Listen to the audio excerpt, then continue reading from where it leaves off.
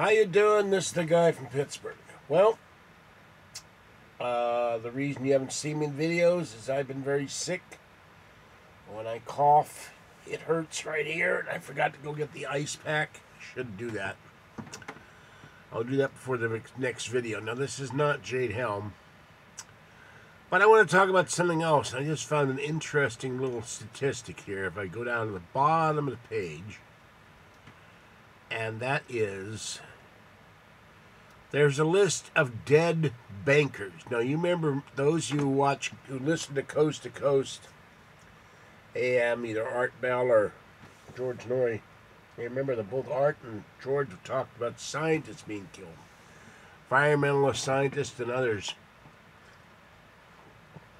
infectious disease scientists being dying mysteriously. But here's something George needs to check out, or maybe he's already checked it out. It's a list of dead bankers who died mysteriously, who died apparent suicides and jumping off of buildings. We had a guy Thursday, 29-year-old investment banker, owned his own apartment, a luxury apartment building in New York City, dived off the top. Tourists took pictures of his splattered brains. 29 years old. Very sad.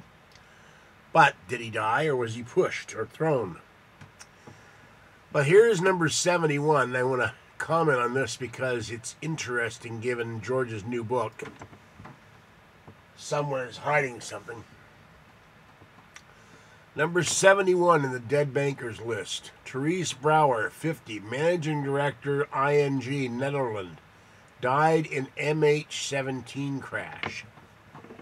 And the person who posted this for me, this is absolutely huge. I've spent weeks debunking the official story and, in my opinion, proving the false flag.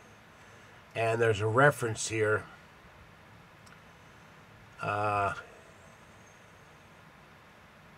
Energy Brouwer, ING, banker, died in Ukraine crash at 50. Now, was Therese Brouwer, managing director, heading energy finance unit at ING Group NV, the largest Dutch lender, died in the Malaysian Air flight MH17. Now, that's not the one in Indonesia, but it is strange. Why would she be on that plane at that moment when they shoot it down? Her husband died, son and daughter were also killed. And 13 inhabitants from the town of Hilversum have perished in the plane disaster. So, how often do you see 13 people from one town die at the same time? But, okay, here is, I'm going to give you this list, this newest guy, and I had his name somewhere, and I don't know him, but it's in the New York Post, it's in the Fox News today. I'm going to give you the reasons they died. It's very suspicious. And I'm wondering why nobody's looking into this except conspiracy-type people. And this guy mentions David Kelly, our Water Mitty-style friend, the nuclear inspector who blew the whistle on the doggy dossier and said he'd wound up dead in the woods. 3 weeks later, he was found dead in the woods.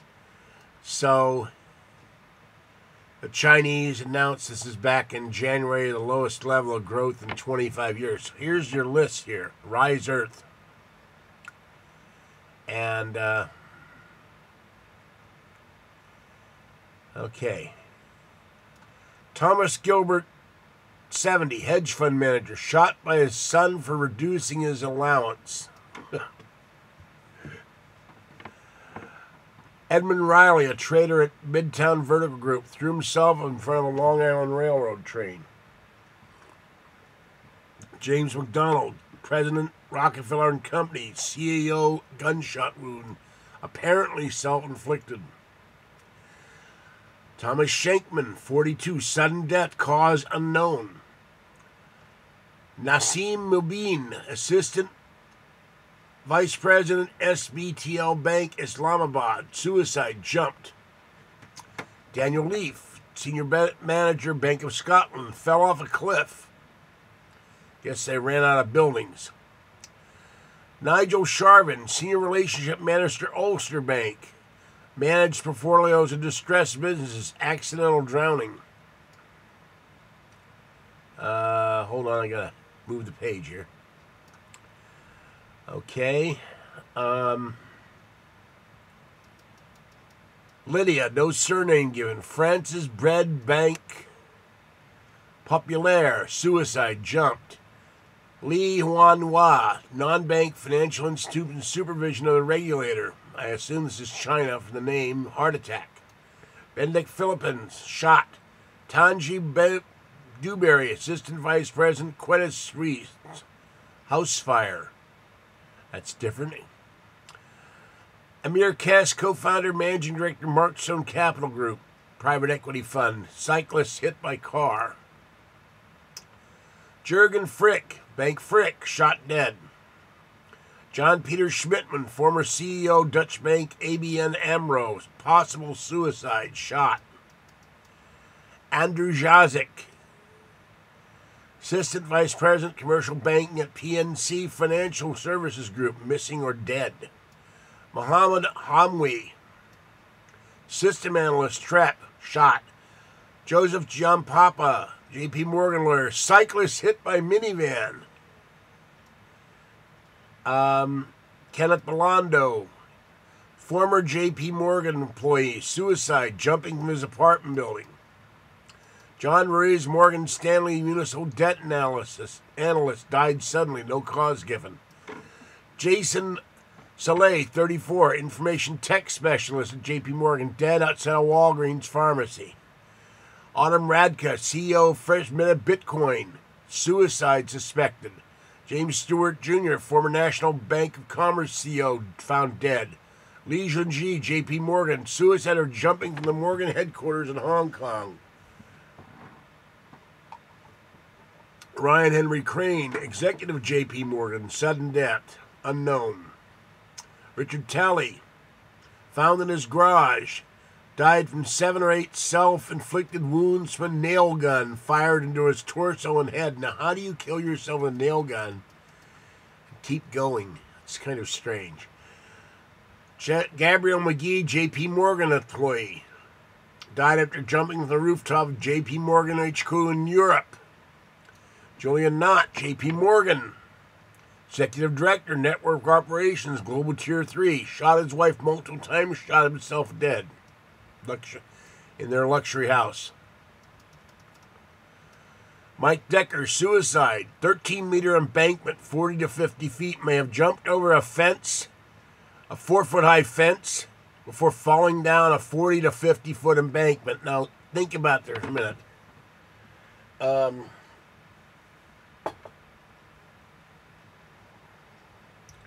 Distance to my 2 thumbs to my both hands is a foot.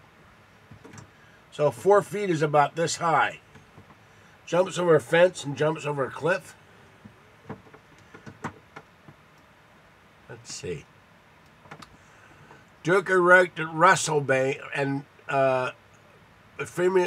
previously assistant VP and a research economist at the Fed of St. Louis. Carl Slynn, suicide. Tim Dickinson, communication director at Swiss Re AG, sudden death. Robert Wilson, parent suicide, leap from his 16th floor residence. Joseph Ambrosio, acute respiratory syndrome. Well, if they smother you, I guess that would be acute respiratory syndrome. Benjamin Edium, car accident. Susan Hewitt, Deutsche Bank, drowning. Patrick Sheehan, car accident. Michael Anthony Turner, career banker, cause unknown. Venera, I'm not going to pronounce this one, Vina something. Former financial analyst, B of A Merrill Lynch, cyclist hit. I mean, you better not be a banker and ride your bicycle. Michael Burden, suicide. Ez Dahar Huzanat, former JP Morgan banker, killed in freak accident when her SUV crushed her to death. Guy Ralavanda, I can't even pronounce this thing. Madagascar Central Bank, sudden death. Pierre Walter, suicide. Morris Erhardt, suicide. Hussein Nadi, CEO of Merchant Bank, shot. Carlton Schlutter, suicide. Sasha Shorenstein, RBS, missing. David Waygood, suicide. David Rossi, troubled bank at Italy Bank, suicide. Fang, disgrace, J.P. Morgan, China.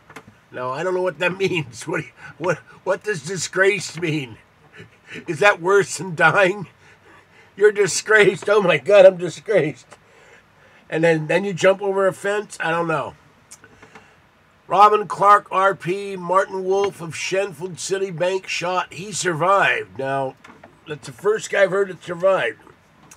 Kevin Bespoka, City Capital Advisors, Dresdner Bank. Merrill Lynch, Morgan Stanley, seriously injured and son dead. Robert Wheeler, Deutsche Bank Financial Advisor, disgraced. Chris Latham, Bank of America, on trial, murder for hire. Maybe he should hire some of these guys that are murdering these other people. He didn't do a good job trying to kill somebody else. Igor Artamanov, West Siberian Bank of Spurbank, daughter found dead. Possible suicide. Hector Sands Barclays, resigned due to stress and exhaustion after being told he risked more serious consequences to health and continued to work. He turned around and the church approached him 2 months later and said he had made a full recovery. Bruce Shaw, died banker in Twin Lakes for 35 years. Kenneth Marnish died suddenly. Now, I don't get this one. This list says still working as senior managing director at Doral Financial Corporation. Previously, Bear Stearns, Bank of America senior vice president. I guess you work at a failed company, they give you a job at one that's hadn't failed yet. But how do you die and then you're still working? I don't get that one. Jeffrey Corzine, son of MF Global CEO and Chairman John Corzine. Parent suicide. Carrion Toman, former banker, was believed he was stalked by a reality TV crew, starved to death in a hotel room after leaving the Do Not Disturb sign on the door for 2 weeks. Boy, doesn't the maid come in to, change the bedding once in a while? Or, put those sanitation strips on the toilets or new toilet paper or something? 2 weeks, no maid came in?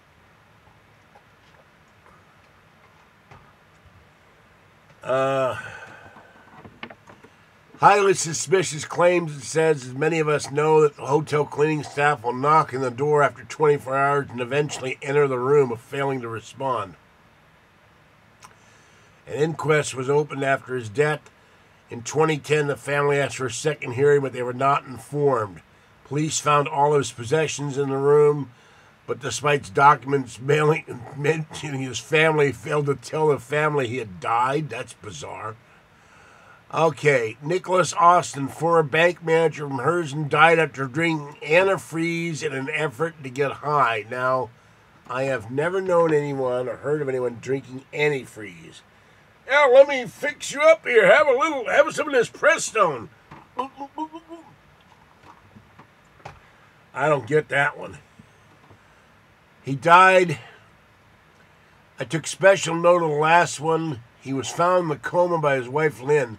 He died drinking antifreeze, attempting to get high. Funny one that is if a banker be stupid enough to try that list is shocking. And ever so many suicides and car accidents, I'm quoting here, no gallbladder stones, cancer, death, strokes, or simply falling ill. It's a litany of action that much says it all. Jim Stone, freelance. Melissa Million, 54, senior vice president, Mass Mutual Financial, stabbed in the chest near a jogging alley in Connecticut. Carl Slim, Tata Motors managing director, not a banker, but a top official connected to the others somehow, dead on the fourth floor of the Shangri-La Hotel in Bangkok. Gert Tack, private banker, ING, cause of death unknown, disappeared in mysterious circumstances. His body was found near the shores of Ostend.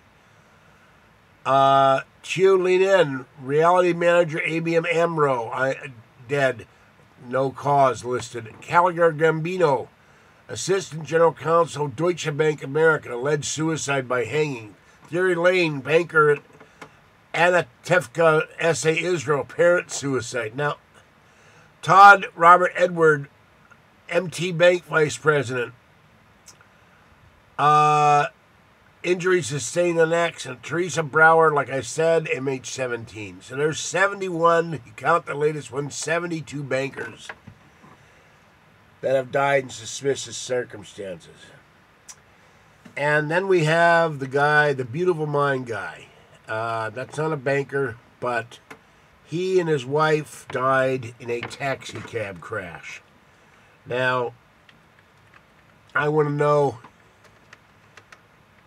what's the deal with that. He gets in a cab and no seatbelt.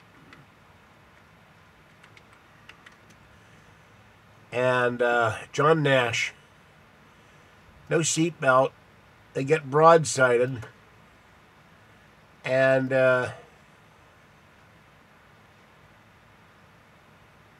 driver lost control while veering from the left lane to the right lane, hit a guardrail and another car.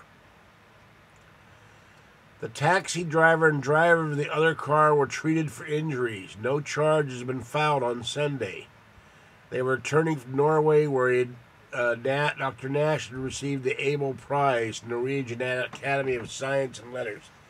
Now, does that seem strange? You would suddenly lose control and go from this lane to this lane, crash into a guardrail, hit another car. Kathy was tired driving me back from Santa Cruz to meet Nori and almost lost it because she was sleepy. But there's normally a reason why you lose control. Why would, on a turnpike, a cab driver suddenly lose control of his car? Could it be that someone hit the car? Or something caused the car to go out of control? That doesn't sound right to me. And one thing about Nash, he claimed he had a handler, and it suspiciously sounded like he was involved with either a government agent pretending to be a Men in Black or a Man in Black. So, I'm wondering about this death too. Is it suspicious as well? Because I know when I ride in the car, we've gotten a ticket once for no seatbelt. Both of us just got in the car and we forgot to put them on. And it was very hard in that particular car to put the seatbelts on. And we got pulled over right away and got a big ticket. But so it's very strange that guy should suddenly die in a taxi cab accident on a freeway that presumably, why would this cab go out of control? So anyway, that's the deal there with it. Suspicious banker debts. To me, a suspicious death of a Nobel Prize winning mathematician who said he had an implant put in him that glowed in the dark.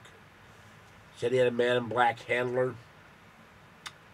You can't find much of that if you look up Men in Black. You can't find much on that Men in Black story either. It's like it's hidden. Like they don't want you to know. I found one little tiny reference to it on a blog.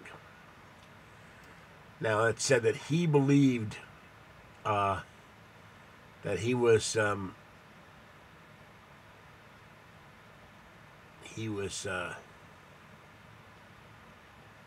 searched. He was involved with Men in Black, not searched. So, makes you wonder why'd this guy die? And so the mystery banker debts. Nobel Prize winner dies. And that's what I found today. And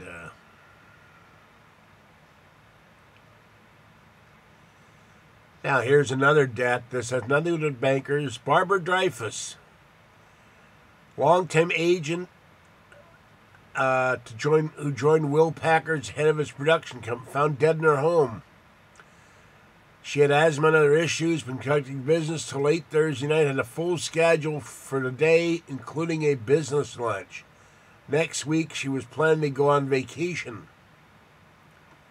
Found dead in her house. So, another mystery death. How did she die in Hollywood? So we're getting, strange deaths all over the place. Okay. I'm back, sort of. It's not so bad during the day, but at night is when it's really bad. I start coughing with a terrible amount of pain. I'm going to the doctor on Tuesday. Okay, free Art Bell. Free Art Bell's bumper music. Free Kathy. Free the Duck. Free Military Justice. Free Open Lines Jerry. Free Area 51 drone. And there's been a comment on Bell Gab about what I think about redacted. Art Bell wants her as a guest. Well, aside from my personal issues with the woman, I don't see where she's so brilliant as they say. And I've heard her talk on Gabcast other than about me, and I'm not impressed. And the other thing is, I thought everybody on Bell Gab and off Bell Gab was a fan of Art Bell, this guy right there, wants Art Bell. Why would Art want an anonymous poster from a relatively obscure website and a very obscure podcast to be on a show as a co-host? Could it be he needs someone there as a crutch because he doesn't know if he has it anymore? Or what's the reasoning? I mean, I wouldn't listen to Art Bell. I don't want to listen to Art Bell and his partner Redacted or anybody else as his partner. Not picking on Redacted per se, but I was asked for my opinion. I gave it on Bell Gab. I'm giving it here. I wouldn't listen to Art Bell. Period. And I think it's a mistake, and I think it's going to backfire. Because, Art Bell's fan base is not dictated by Bell Gab, nor what Bell Gab may think. For that matter, what Art Bell may think. His listenership, at least the three guys in Pacoima that still know who Art Bell is based on Art Bell and the millions of people who remember his shows and loved him. Not based on Redacted or me or anybody else. They want to hear, people want to hear Art Bell when he comes back. And they want to see Art Bell stay on the air. And I want to see Art Bell stay on the air. So, if he gets on the air, that's another animal. I'll wait for July and believe it when I hear it. Okay, that's it. I will catch you next time with the Jade Helm video, which I had to re-record. I hope this thing records. And have a great Friday and a great weekend. And I'll be back in a minute. Bye-bye.